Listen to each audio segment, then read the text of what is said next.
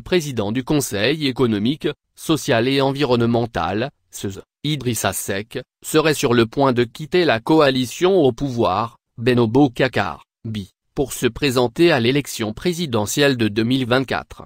Le limogeage de Yankoba Diattara, vice-président du parti, qui avait publiquement défendu une troisième candidature de l'actuel président, est le signe d'une rupture imminente. De plus, dans une publication sur Facebook, l'ancien Premier ministre demande aux Sénégalais s'ils sont prêts à l'accompagner pour remporter une Coupe du Monde en 2026. Bien qu'il ait supprimé le post après une vingtaine de minutes, cela confirme presque la rupture. Un débat télévisé en 2022 a révélé l'existence d'un accord conclu entre Macky Sall et Idrissa Seck, en présence d'un représentant du calife général des Mourides, pour faire de Seck le candidat de BI à la présidentielle de 2024. Cependant, si cet accord est toujours en vigueur, pourquoi Seck a-t-il limogé Diattara? Qu'est-ce qui a motivé Seck à déclarer implicitement sa candidature sur Facebook avant de supprimer sa publication? Est-ce que l'éclatement de cet accord pourrait expliquer la récente conférence de presse annulée du président de Remaille, qui, entre Seck et Sall, aurait violé les termes de l'accord s'il y en avait un? Lors de la dernière élection présidentielle de 2019,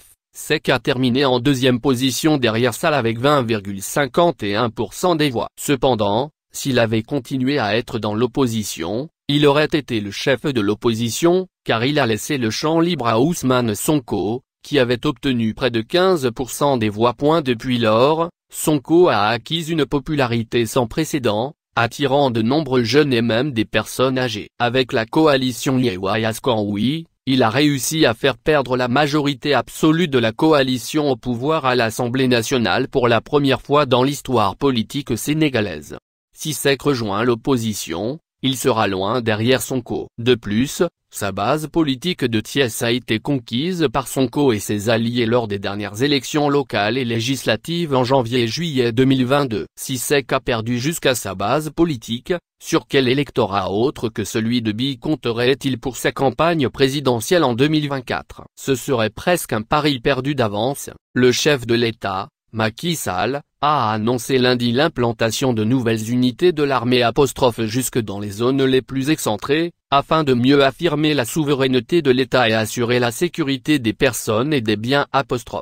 Dans un contexte marqué par la montée des périls.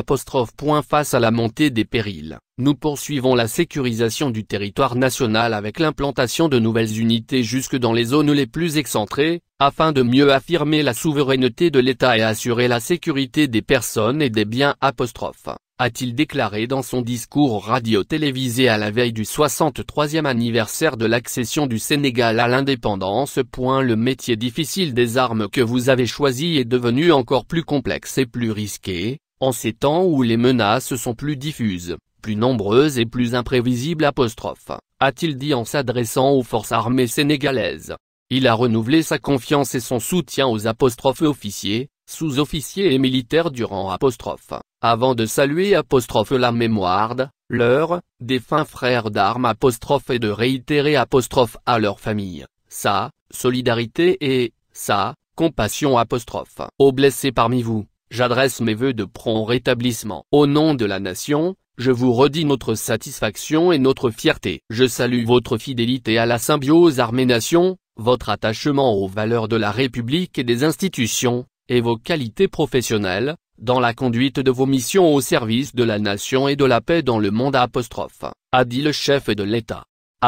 S'agissant de la gendarmerie nationale, a ajouté Macky Sall, de nouveaux escadrons de surveillance et d'intervention ont été créés dans 12 localités, Saria, Bignonac, Sédiou, Kounokane, Ranérou, Ndim, Podor, Kaffrine, Fatick, Hambourg, Keur Massar et Diamniadio. Concernant la police nationale, il annonce un nouveau commissariat prochainement à Keur Massar une commune de Dakar érigée en département en mai 2021, sachant que des nouveaux commissariats existent déjà, aux parcelles Asseni Unité 15, à Golfe Sud, Diamagne Sicap Ambao, Rufisque et Yomble Komiko, Zac Ambao, Tiaroy, Linguère, Nioro du Ripécouongle. Ces efforts sont renforcés par la modernisation des moyens d'investigation et le relèvement des effectifs, afin que nos forces de défense et de sécurité restent toujours à la hauteur de leurs missions régaliennes et des tâches civilo-militaires qui leur sont confiées, comme la préservation des ressources naturelles, thème de la fête de l'indépendance cette année, a souligné Macky Sall.